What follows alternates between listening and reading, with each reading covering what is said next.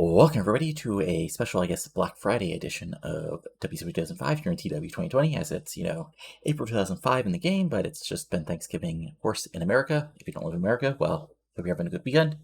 Regardless, just a quick little note. Let's get rolling with actual Nitro, live from beautiful Cincinnati, Ohio, as we get rolling with the show, as we're 2 weeks out from WrestleWar, as things continue to get built. We start with the Youngsters putting over a big 8-man tag main event, as in a special tag match it'll be Rob Van Dam, Jerry Lynn, The Truth, and Kanyon taking on Eddy Guerrero, Ray Leppan, Tank Toland, and Prince Osei in a huge 8-man tag match, which honestly I'm halfway doing just to see if my 3 main eventers can carry the other 5, like mid-carders and cruiserweight guys, to a well-rated match, which will basically kind of affect my booking as we go on. But first, we're out to the ring, as this gets these 69s as just a graphic. As you have our opening match was, of course, after Ela Skipper got attacked.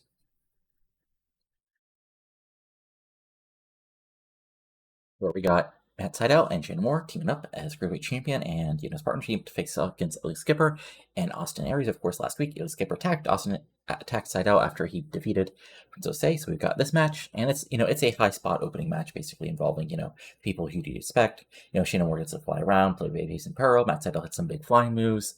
Skipper does Skipper stuff. Austin Aries plays a cocky heel, but in the end, Ela Skipper actually hits his finisher in a fairly clean one. Obviously there's heel shenanigans, false tags and all that fun stuff.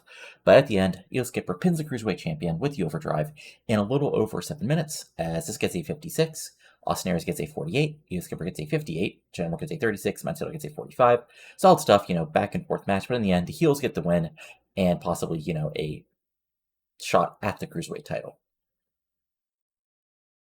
And post-match, the heels celebrate, Austin was cocky, Ela Skipper making belt motions, as the crowd boos, and Sydal is frustrated in the ring. This gets a 54 as we move forward.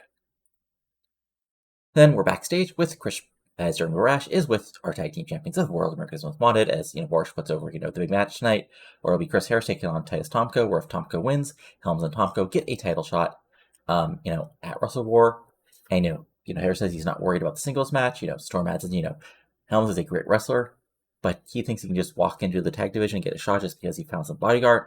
But, we're the greatest tag team in the world for a reason. And Tomko, you think you can throw us around. Helms, if you get involved, it'll be finding your own sentence, because we're America's Most Wanted for a reason. And tonight, sorry about your damn luck, we're going to walk out still the champions, and you won't have anything to do at WrestleWar. So solid promo here. This gets an 80 as sort of building up them as sort of the tough babyface tag team. Solid stuff. Nothing too great, but still solid 80. As we move forward,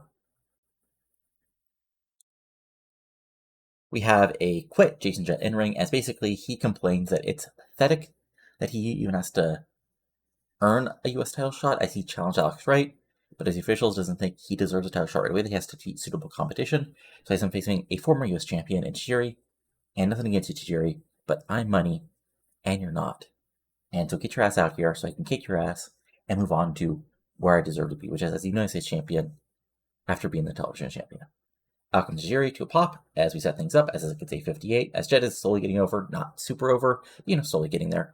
And Tajiri's solid, but this was a cameo just as he comes out for the pop to start out the match. And let's get rolling with that. And this is, okay, that's about where I thought it was going to be.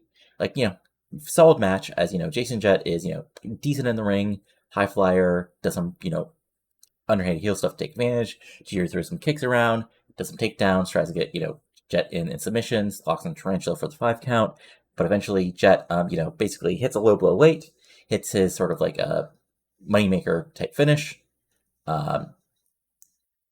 hits the crash landing, what have we turned that into, and then holds and puts his feet on the ropes to get the pinfall victory. And, and a solid win for Jason Jett here, as he earns a title shot at WrestleWar. So it was going to be Jason Jett versus Alex Wright for the U.S. title. Is that belt? Where are you? There we are. They get to 71. Solid stuff. Jason Jett gets 65, Tajiri gets 66. So it's actually helped a little bit by, I guess, their in-ring stuff. And post-match, Jett, like, actually pulls up Jerry to make a, message out of him as he goes for the big, like, modified crowd apology driver. But Alex Wright comes out for the save, runs away. Jett, like, gets out of the ring, cockily smirks, heads back up the ramp as Wright has the U.S. title, as they face off, as he enters, put over, big match for the pay-per-view, as Alex Wright makes his defense versus Jason Jett. This gets a 67, solid stuff. But let's move forward as we get things set up. As we're backstage with the Chosen Few, as Barash is with Jarrett, Jindrak, and Divine, as he basically puts over tonight. It's going to be, the Chosen Few, Jindrak, Divine, teaming up to face Brother Ray and Jett Jr. Barash asked Jarrett about, like, going after, Brother Ray last week, and Jarrett basically, like, look, slap nuts. Jarrett got in my business, and I showed him what happens when he involved in Chosen Few business. You see, Ray, you think you're special because you've, done a bit in some companies that don't really matter, because you've always been a piece of trash, and now you're in an actual wrestling company with actual athletes. Because all your accomplishments, most of them happen in a bingo hall, and you've choked against real competition, and you know it. See, these two men, Jindrak, Divine, they're real athletes, and that's why they're the Chosen Few. So Slapnuts, you think you can defeat them, do your best, but all you've faced off in your past is a bunch of addicts, broken down weirders, and over-the-hill old men. So, look at your actual competition, and you're going to fail against. These are the Chosen Few for a reason. So, solid promo 78. Jindrak and Divine get a little cocky in the back as we put over a big say main event tag match as his brother Ray teaming up with Chavo to take on Jarrett, Jindrak, and Divine. And of course, Jarrett will probably be involved because, well, he's Jeff Jarrett. What else can he do except get involved and be an asshole?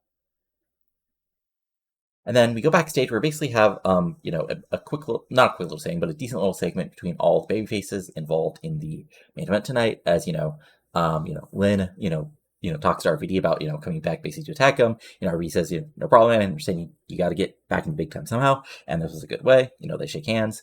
Truth, says, he's a champ. They're a champ, and they both have some of the same entrance.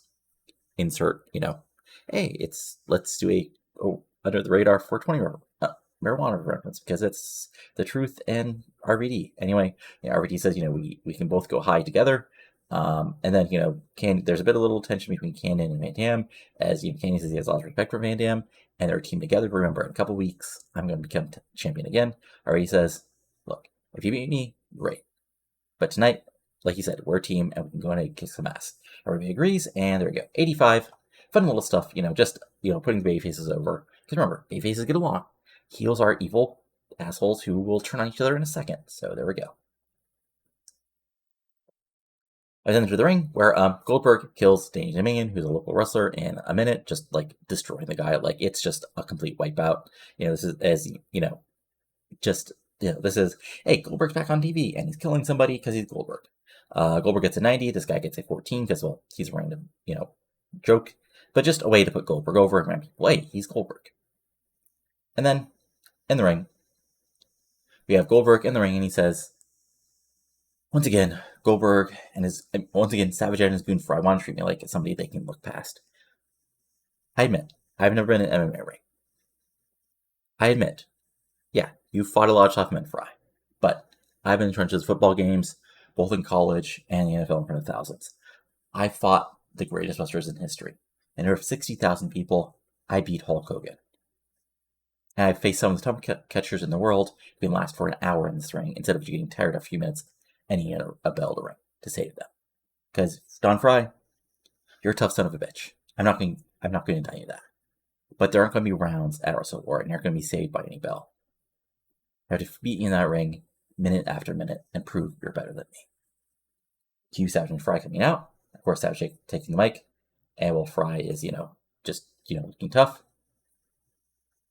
And Savage says basically, you're going to be the one saved by the bell. The cream rises to the top. Oh, yeah. This man here has been at the top of the MMA world for years. And now he's here in WCW to prove Goldberg, you were always a chump. And he's going to rip you apart, tear you apart. Oh, yeah. And show everybody, you're not a fighter, but a media creation. Dig it. And Goldberg sort of chuckles at that, says, look, you can think whatever you want. In a few weeks, Don Frye, you're next. So there we go. 86, as we need to build this up. And sort of one last thing to build up things.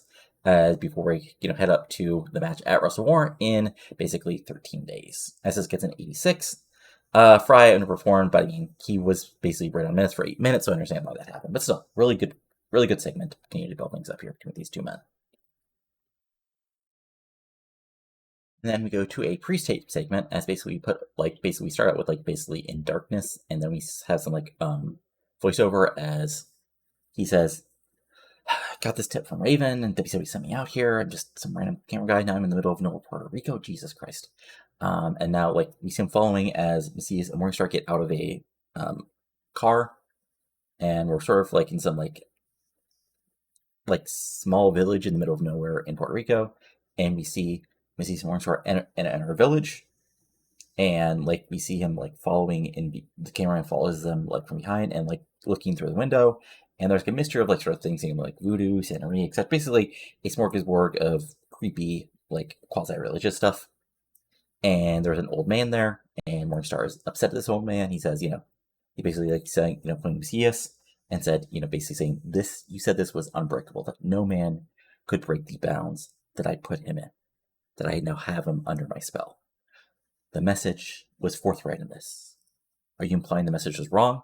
And basically, of course not. But the only way anybody can break these messages is through the darker seances, the darker arts, and going beyond even what you have done to bind this man to your needs. Basically, Morningstar says, "Fine. If you think that's what happened, then we bind him to me completely." And Old Man says, there's no way, once there's a binding, breaking it and trying to rebind it can lead to more chaos. And, basically, the old, the Morningstar looks upset and basically, points to Macias to go after him. When we see, the camera shift and Morningstar notice it, and Morningstar calls off Macias and then points him to the outside. The cameraman notices and tries to get away, but eventually we see him sort of in a horror movie style, him being stalked and then static as Macias gets supposedly takes out the cameraman. And we come back from that, and the announcers put over that's a sort of very creepy, very creepy and disturbing video. And is it truly true that Raven has found a way to unbind Macias from Morningstar? We'll just have to see. As the announcers also put over, it's officially been announced that it will be at the pay-per-view Raven versus Macias. And yeah, I mean, this is, I don't say goofy, but this is my sort of off the rails sort of storyline and just fun I'm having with it. 73, I think, because honestly, some low morale, but I guess that's it.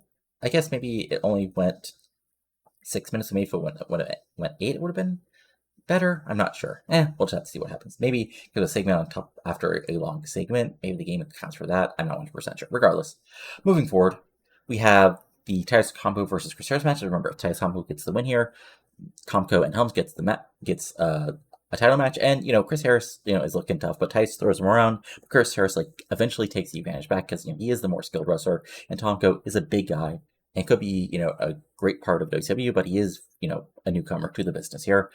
At least we're saying in kayfabe, and actually kind of in reality. But eventually, Chris Harris actually hits a few big moves, and he looks like he's going to get the win.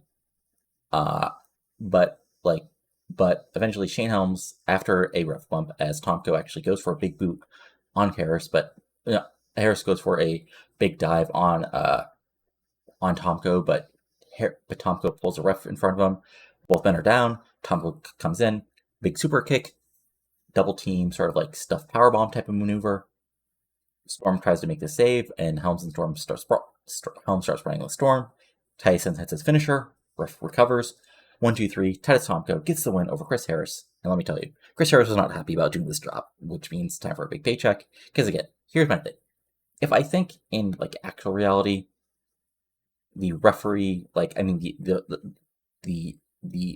wrestler would actually be upset about it. In real life, I'm fine with taking the hit on him being unhappy. But things like this, when a wrestler would get less, we're building up this new guy. Helm is going to interfere, and he's going to get the win. In no world would Chris Harris actually be upset about this. So I'm going to pay him off probably, but we'll see. Anyway, regardless, decent match. This gets a 66. Tomko's being so built up as it gets a 34, and Chris Harris gets a 71. And yeah, that officially sets up a tag match, which I honestly think I've sort of built up kind of weirdly, but that's what happens when like, honestly, I sort of didn't, like, do the debut of Helms and Tomko soon enough to sort of build up this when I actually sort of, like, booked it, like, in my head. So a little goofy, but, you know, honestly, we'll see what happens there. As we then have the post-match, where Storm, again, tries to make the save, but, you know, he gets a little bit of advantage on Helms, goes after Tomko with a big big sort of, like, springboard bulldog, and it looks like there's going to be a bit of a revenge for A&W, but Helms gets a big super kick on Chris Harris from behind, and then 2-on-1, and, you know, James Storm gets taken out as well, as Helms and Tomko stand tall, as are 13 days out from facing these two men for the tag titles at WrestleWar, as this gets a 73. Fun stuff, of course, building this all up. And then we have basically a quick little, like, tape segment where Hart and Evans are back in the dungeon, again facing like random young trainees, getting in the ring. You know, if we can get a cameo from an actual Hart brother, great.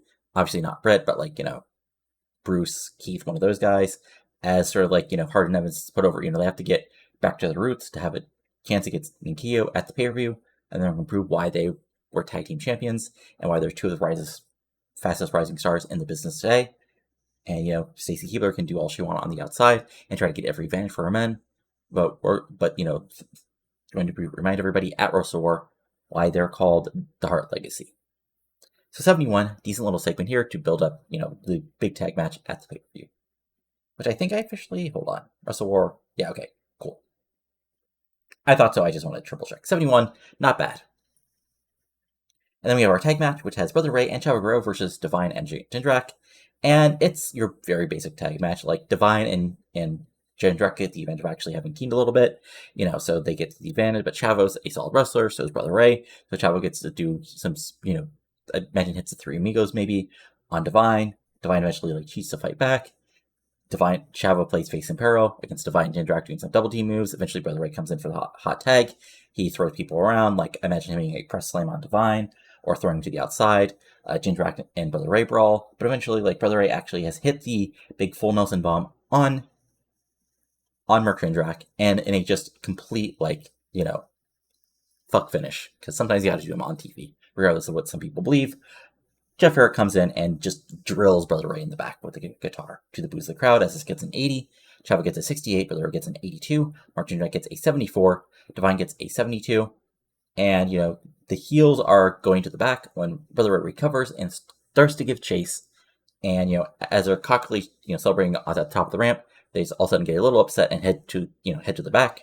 Brother Ray continues to give chase all the way to the outside of the arena, where Brother Ray, Jindrak, and Divine jump in a limo, and Ray, you know, is upset and just is kicking, like, just grabs, like, sort of a random thing on the outside of the arena and throws it around, throws it against sort of like the production truck, as he's very upset as shows him you have gone away, at least for now.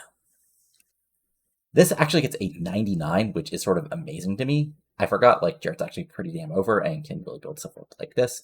And it's announced basically later in the week, like, but I'll add it now.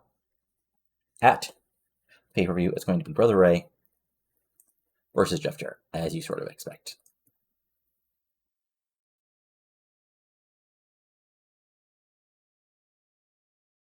And then for our main event. Oh, first we have our Revolution recap, focusing on the whole, you know, feud between Booker, Palumbo, and AJ Styles, setting up the big six-man for this week on Revolution, and which will lead to, you know, a tag team match and then a triple threat match down the line. And then it's time for our main event, which, okay, this is about what I expected. I was hoping maybe for like an 84-85, but yeah, I mean, this is just a wacky 8-man tag, like nothing too fancy going on here. Like, it's Eddy Guerrero, you know, gets to do some heel shtick on the Truth. Truth gets to get some spots with some bigger stars. Toland and Leppan get to act as a team. Lynn, you know, plays the veteran babyface, and everybody just, like, you know, hits their spots, but eventually things break down.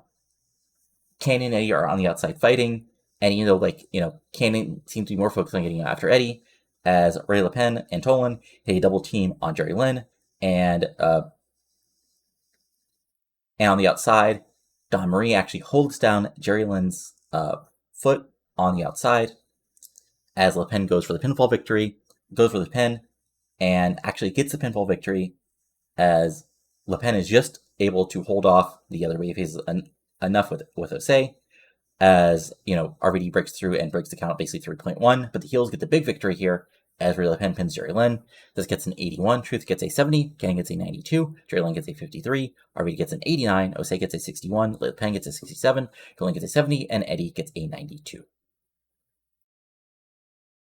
And then to end the show, RVD's, basically as Kanyon gets in the ring, sort of like, after getting broken apart from Eddy, RVD sort of like points at, points at the finish. Why didn't he, get involved with Don Frye to break things up? Kanyon says the same thing to him, but RVD points out he was closer. They sort of push, and it looks like there's going to be an argument. But they're about to cool down when Eddy tries to come from behind, but RVD and Kanyon are ready for him, and there's a stare down. As we end things, as youngsters put over, these three men are going to fight for the WCW title at WrestleWar, and only one man can walk out as the top wrestler in the world. 99, again, solid stuff to finish things out, and this gets an 88. So good stuff. Like, a main event was not quite what we wanted, but I had to test it to see what would happen. And honestly, if I can get the mid card guys a little bit more over, that means I can sort of do some more interesting main events. Because I would love to do some maybe the odd main event versus mid card or main event to actually end things in a singles match as opposed to sort of random tag matches. But we'll just have to see what happens here. And this guy is sure a guy.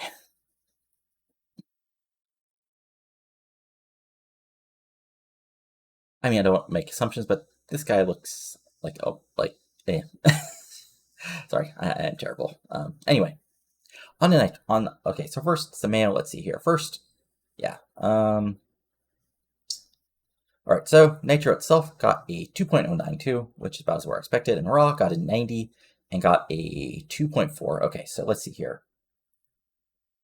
So we had Jamie Keys actually defeating Veronica Vane and Amber James, who's Lena Jordan Cole, Kristen Starr, Chrissy Vane, and Amber O'Neal in a 65 to retain the women's title. I'm actually surprised she won the match when I sort of gave her the title, I don't say out of nowhere, and she's not that over, but hey, there you go, good stuff.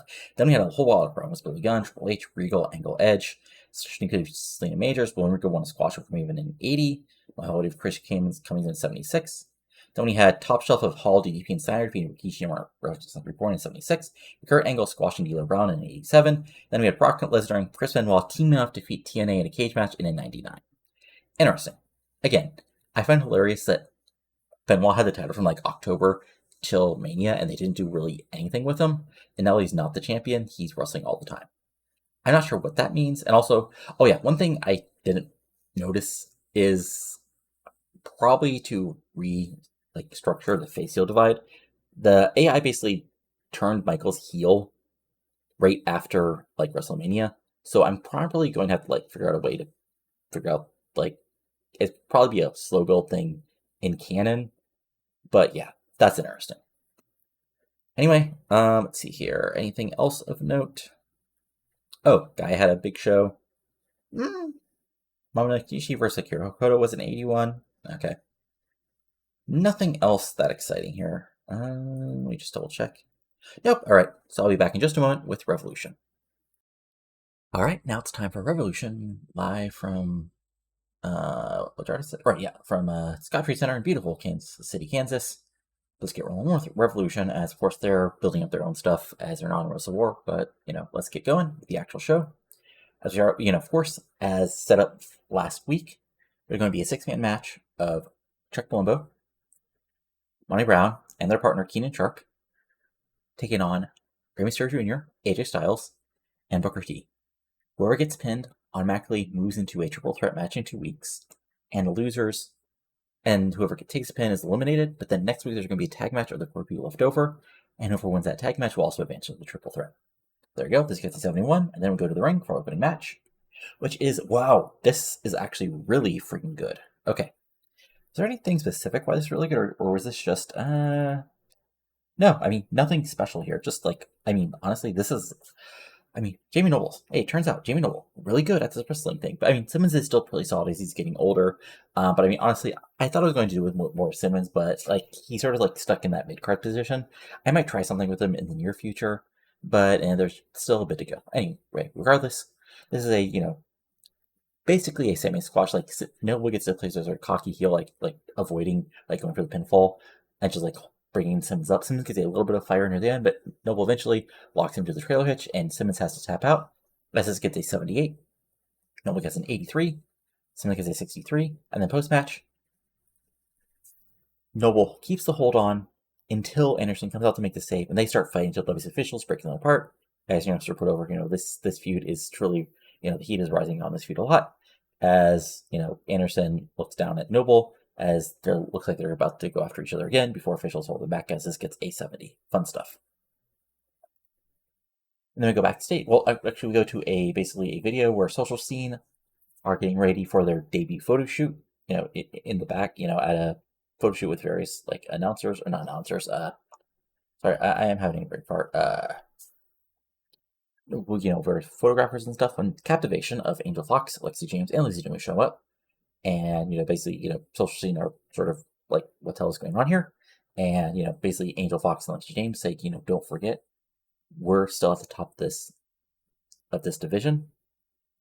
We're former women's champions, and I'm Angel Fox. She's a 21st century Fox, and the face of the women's division WWE still. And we can make life on the show hard for you or easier for you. You just have to respect us. And sort of Annie and Nikki with each other, and it's just, well, nothing personal, but Lizzie, you look like you've been ridden hard and put away wet. Ooh, pop for that. And for the rest of you, look,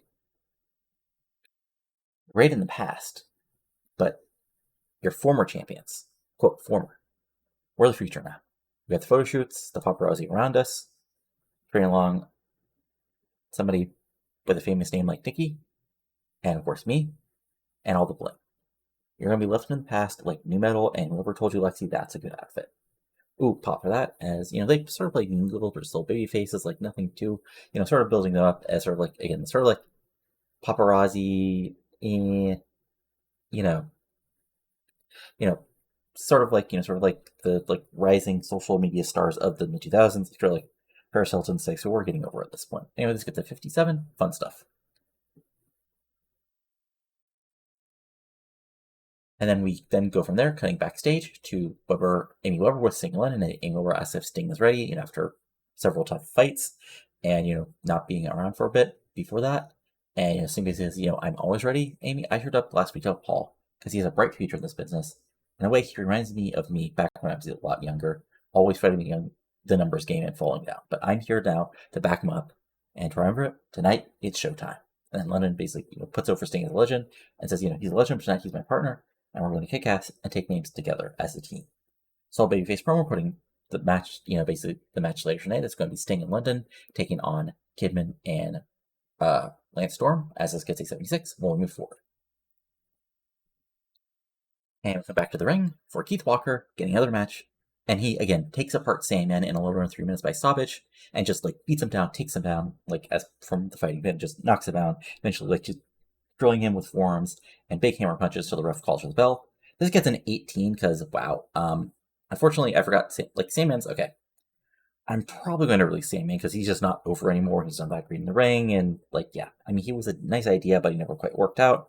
And this gets an 18 because of the pre-show gimmick, which I thought, yeah, okay. That's unfortunate. Anyway, Walker gets the win here. This gets an 18. Walker gets a 41. Sandman gets a 38. Then we have Tori Wilson trying to continue to put Keith Walker over. Pointing out, he's wrestled, he's fought all the world in non-champion fighting pits. Now he's WCW to prove himself, and he's his manager because he sees the future in him and shows that knows he can be a champion and at the top of this business. And then we're backstage with Keenan Sharpe, Monty Brown, and Chuck Palumbo, along with Raven Rain, who is, basically, all over Chuck Palumbo,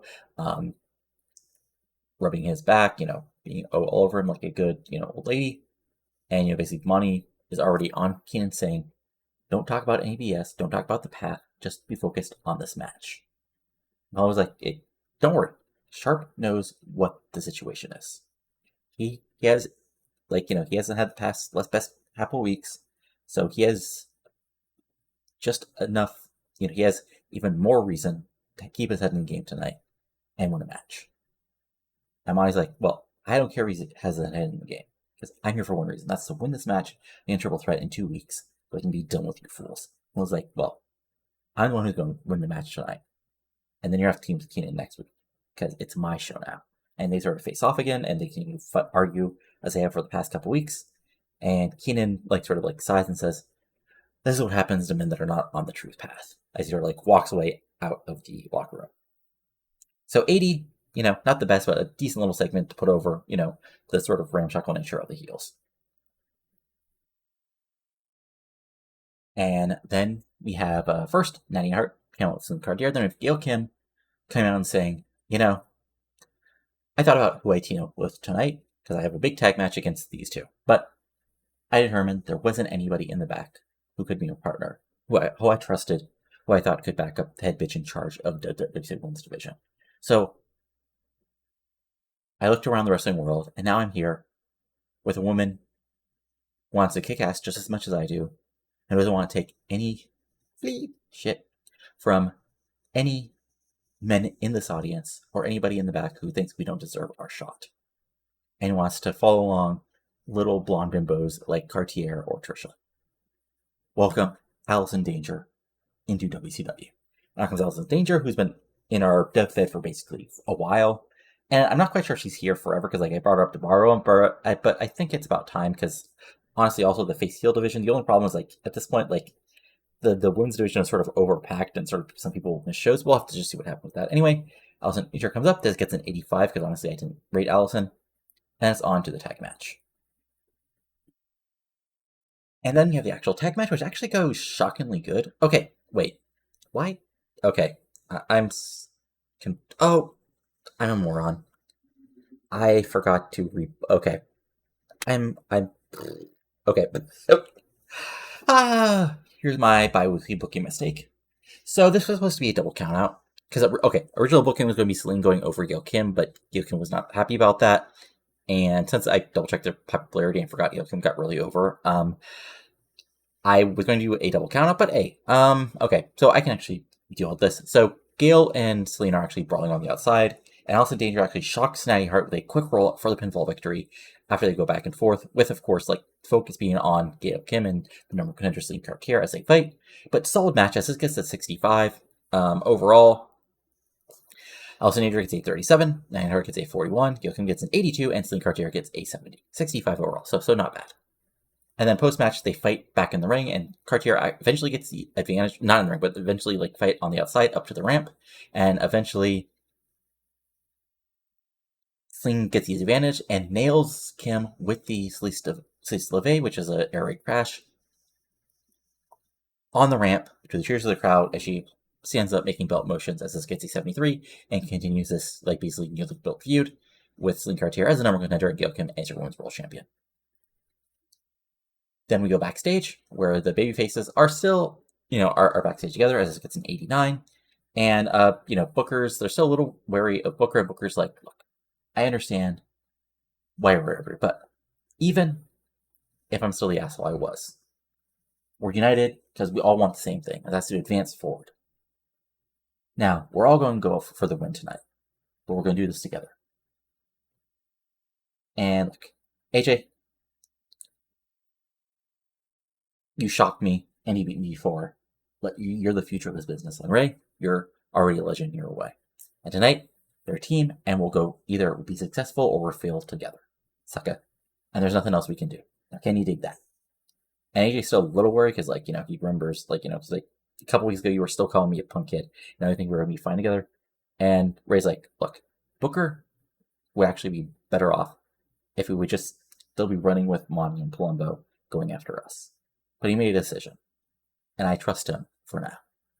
Tonight, we're one team, and we can do this together, okay? And everybody agrees, and then we're off. So this gets an 89, as well to our big six-man later on tonight. Then we have a graphic saying Jody Lawler will return next week, as this gets a 70. And then we go backstage, where European Disunion is in Teddy Long's beautiful office, as Disunion say they want to defend their titles against actual competition who deserve it, not a bunch of Fräuleins who are more worried about their are more worried about magazine covers than wrestling in the ring. And Teddy's, basically says, I'll have something for you next week.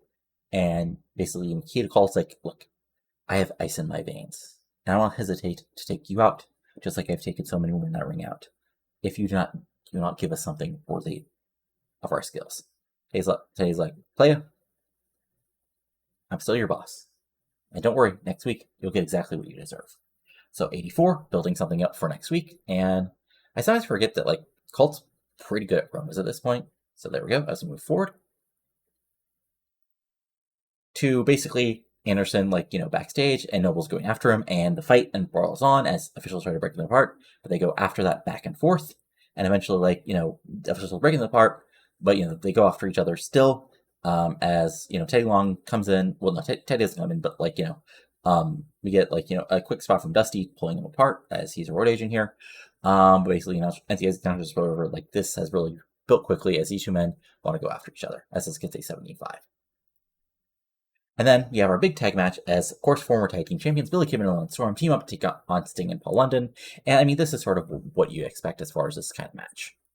Because, when it's London doing technical stuff with Storm, flying around with Kidman doing heel stick, Sting coming in for his quick spots, Sting maybe, Sting, but London eventually playing face in peril. So Sting makes the big hot tag and, hits a big stinger splash on Storm, and Kidman comes in. He nails it, but eventually, London comes back in. Things fall apart. Sting and Kidman Sting throws Kidman to the outside, hits Lance Storm with a big scorpion death drop. London goes up top. London calling 1, 2, 3, and Paul and Sting pick up the huge victory tonight as this gets an 82. Storm gets an 81. Kidman gets an 88. London gets an 84, and Sting gets a 76 because, well, he's old. But stalled match, only hurt by the better announcing, but fun stuff. And then post-match, we have a confrontation between Sting and Billy Kidman, as Kidman is upset and says, look, Sting, this is no longer your WCW. There's no Flair. There's no Vader. There's no Hogan. There's no Savage, at least in the ring. This is a time for men like me now, and men like the best technical wrestler in the world, Lance, and of course the biggest badass in the company, Mike Awesome. So next week, I want you in this ring on Revolution to send you back to the glue factory where you belong. Sting's like, fine, next week it's showtime, and we'll hear this old dog still some new tricks, and I'm ready to kick your ass, Kidman. So next week, have it set up, Sting versus Kidman on Revolution, as this gets an 87. And then we have basically a Trisha Sky hype package, like the same sort of hype package I did a couple weeks back from Goldberg. Basically, hey, Trisha Sky is sort of the face of our women's division. Here's her doing some media spots. Here's her doing some, promo spots, some photo shoots, some, go into kids' hospitals, all that fun stuff. Basically, because when I book stuff, I had an extra couple minutes. I figured why not put Trisha Sky over, since basically she's off TV for a second, since I have nothing really for her at the moment after she dropped the title. So that gets an 87, just reminding people, hey, Trisha's still here, and she's part of the roster, and she's a star. And it's time for first our Nitro recap, focusing, of course, on the big 8-man tag on Nitro, and then it's time for our main event, which gets us an okay. Okay, so again, let me see here. 82, 10 points, 18 points, 21 points, 28 points, 24 points, then 11 points divided by 6. So, okay. So it looks like we lost, only a couple points because of the announcing color commentator.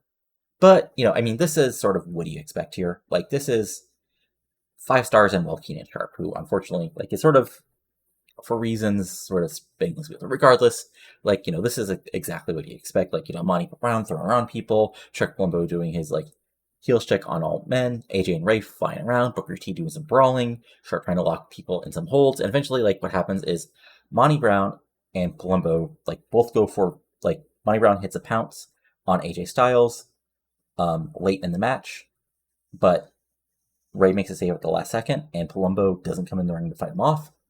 Then Monty yells at Palumbo, but Palumbo tags himself in, goes for another full throttle on AJ Styles, but Styles turns into a Frankensteiner, things break down from there. all 6 men. Booker T goes after Palumbo, throwing him to the outside. They brawl on the outside. Monty goes for a pounce, but he actually nails Sharpe. AJ drop kicks him to the outside, hits a, sort of like springboard kick on the outside to knock him out. And then Ray, springboard hurricanrana on Key and Sharpe to get the pinfall victory and sort of a bit of revenge from their feud from last year. As I get this gets an 82, Ray gets a 92, AJ gets a 90, Booker gets an 85, Palumbo gets an 89, Monty gets an 84, and Key and Sharpe gets a 71. So that gets an 82, and overall the show itself gets us an 83. Okay, again, not bad, and honestly, with 35% to 40% show being women, I'm sort of like Revolution. I wouldn't say is our B show, but it's like our A- show,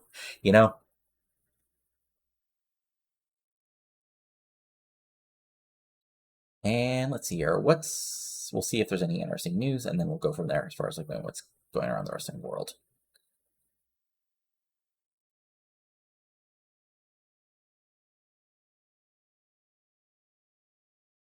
All right. Yeah, Direct VCs. Yeah, I don't care. AJ. Okay, let's see what All Japan did. Okay, this Shanghai defeated Go Shiza. Okay, that's interesting. I'm guessing Shizaki's still young, but this been Ishii and Harai. Okay, sure. Jim Steel and Johnny Smith defeated Sasaki and Kuroda to retain the unified tag titles on 54. Yoji Anjo defeated Nunzio to retain the World Junior Heavyweight title. Nagai and Arai defeated Fuchi and Okimura to retain the All Asia tag titles. Kawada defeated Hines, and then Omori defeated Kurt Hennig in a 63 to retain Triple Crown title. Okay, not the best booking, I would say, but, what can you do? First, check out what WWE did for SmackDown. So, okay, we had, let's see here, Jack and Avery defeated Gordon No Heroes. We had Undertaker show, JBL and Regal promos. Ron Watt, okay. I'm interested in what happened here. Because the only thing I can think is Orton got in trouble, but I don't even know if that's how that really works. So yeah, that's some very interesting booking. Big Show defeats Scott Vick in 82. Vampiro Kano and Phython defeat Christian Buff and Ground Tables match in a 90. Molly Holly defeats Shaniqua in 82. Will and Regal defeat JBL in 87. So I'm guessing, okay, I'm interested. They also turn Regal face, or they must either turn Regal face or JBL face. So William Regal, still a heel. So, oh my god, they actually turned JBL babyface. That is hilarious to me. Okay, that is very interesting. Then Edge and Benoit teamed up to defeat Jericho and Michaels in a 99, because of course that would be. So again, to go through our dev fed, let's see here, OVW, or not OVW, NWA Wildside. The Wildside TV, let's see, with Kenzo Suzuki and Rick Michaels defeat Cross and Drago. They're all about the same point. Kai Graves, Ortiz, and Daz defeat Charisma, Psyche, and Rain Man. Kai Graves and Siaki are really getting there. So is Ortiz eventually. Kent Cole defeat Tony Jones in 47. Tom Zimmer Howard, Chance Profit, and Casper Rally in 63. And then Lazarus and Claudio defeated Akbone and Jim Gray by DQ. Claudio's getting 65, so there we go. And then for our weekly house show, Sensiaki defeated Dagon Briggs. Rain Band Bobby Lashley lost. Bobby's still getting there. Let's see here. To Kai Graves for the NWA Wildside Heavyweight title. Interesting. So wait, hold on. Now I'm interested. Okay, so NWA Wildside. Okay, it was vacant because Jason Ross? Interesting. I guess, hold on. Okay. Ross he got injured. He'll be out for 2 months. Okay, that makes more sense. Anyway. And Casper Rally defeated Lazarus for the NWA Junior Heavyweight title. There we go. Fun times. And then for our women's dev fed, where we showed Molly Hosaka defeated Amazing Khan in 59. ODB, Tracy Brooks, and Kim Nielsen defeated Michelle McCool, Ariel, and Tracy Ladder in 54. 100% Girls defeated Mega One for a match for the tag titles. And then Madison Claire defeated Allison Nader in a cage match in 57. So I'm just going to do this now. Where is Allison Danger? There you go. Yeah. And then over in the W dev fed, for the weekly show, we had Barry Bradford, and okay, so they did cite Drew Onyx, you guys remember as, of course, the wonderful Ebony Sable, who I released because he wasn't getting anywhere, but he was signed by WE and sent down their dev fed. And he's getting 53, which isn't bad, honestly. He defeated Daniel Bryan, Chris Cage, and Nick Big Show and Billy Baxton at 3-way. And he does Matt Striker and Jorge Estrada, defeated Alex Shelley, Corey Castle, and Jimmy Nix by 51. And Ray Silva, Excalibur, Ricky Steele Page, and Rocky Romero. Okay. Then for OVW, for their Friday weekly loop, Shaggy Dope and John Morrison defeat John Cena and Chuck Taylor. That's a match that happened in this version of reality. Insane. Let's see here. Trent Berger defeat Isaiah. Gary Ryan defeat Tony. Joey Massey defeat Mafia to retain the WWE title. And yeah, that's about it. And then for Saturday, anything really of note? Not really. Same basic stuff. So then, so yeah, that's about it for now. So of course we've got next week will be the go home shows for the WrestleWar pay-per-view, and then it'll be WrestleWar itself. Let's see here. So again, to go over the pre-booking, we've got AMW versus Helms and Titus Tomko for the tag titles, Brother Ray versus Jeff Jarrett, Don Frye versus Goldberg, Eddy Guerrero versus Kanyon versus RVD in a triple threat match, Hart Legacy versus Nkayo, Jason Jett versus Alex Wright for the US title, Sean versus Jonathan Toro, and Raven versus Macias, along with other matches that will be basically added as we go on. Then storyline-wise, on Nitro, we got Against Darkness at a 75. We have Wright and Jett at a 69. The TV title feud at an 80. Chosen backgrounds by the Ray and Jeff Jarrett at a 79. Cruiser Angle at a 53. Frye and Goldberg at an 83. The tag feud at a 78. O'Hare versus Toro at a 75. Guerrero, Kane, and RVD at an 86. And the tag feud at a 69. On Revolution, we've got the women's feud at 64. Decision Artist Order at a 63. Kim, oops, I totally forgot to throw Celine into this feud. Oops. Well, it's still at an 86, so not that bad. Anderson and Knoble at a 68. Kidman and Sting at an 85. Revolution Rising at an 85. And the Storm Awesome versus London and Malenko at an 83. So fun stuff. But yeah, Revolution was more of a match-heavy show, as that last match was like 23 minutes total. So that was like, most of the show, with not a bunch of huge angles. But, a solid show. And, hope you get what you want for Black Friday if you're doing that. But regardless, if you enjoy this, go ahead and give it a like. Comment below on your liking and not liking, and of course, subscribe to the channel for plenty of TEW 20-weighted content, such as this series, my New Japan 2004 series, now heading towards Tokyo Dome show for the January 4th show in 2005, and of course, my new Ring of Honor 2022 save, with Cody Rhodes as the owner. But that's it for now. Talk to you later, and adios. Have a good one.